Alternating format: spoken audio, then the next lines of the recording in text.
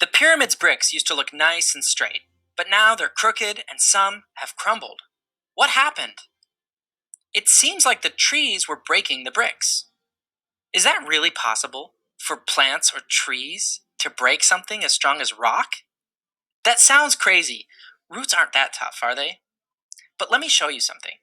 Here's a whole bunch of solid rock. It's what used to be a lava flow. But the lava cooled, and so now it's solid rock, and it's tough.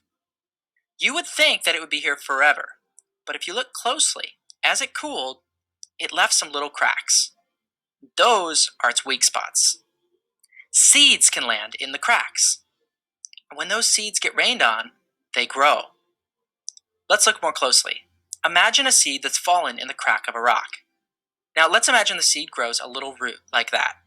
And the root will grow, and it'll grow, and grow, until it fills up the crack. Notice that the root didn't just get longer, it got wider too. Now the root doesn't just stop there, it keeps growing. As the root grows bigger, it pushes outwards like this, until, eventually, crack. It breaks the rock, making the crack wider and deeper. Eventually, that section of rock will even split off entirely, creating a new chunk of rock. What you just saw here, scientists have a name for this. They call it root wedging, because a root wedges itself into the crack and widens the crack. So, does this explain how large Mayan pyramids could have become hidden in the jungle? Well, think again about what was found. It was a forest of trees growing on top of a pile of rocks, and when they removed the trees, the inner layer of the pyramid was underneath. So now you can understand what happened. Between every brick is a crack. That's a perfect opportunity for a seed. When the Mayans were around, they probably kept their pyramids looking very nice, sweeping away any seeds that might have fallen into the cracks. But when the Mayans left their pyramids behind, the jungle took over.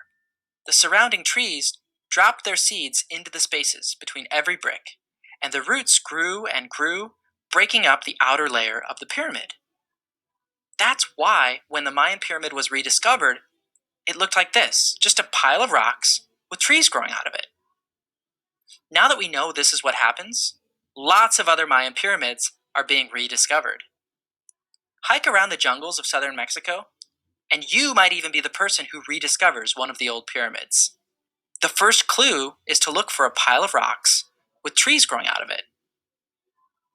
Now, you may not be planning any trips to the jungles of southern Mexico soon. Still, you can actually see root wedging happening in your neighborhood. You don't have Mayan pyramids in your neighborhood, but you do have sidewalks. Sidewalks don't last forever.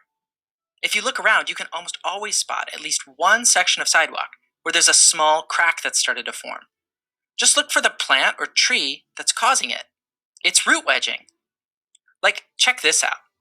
Can you tell what's going on here?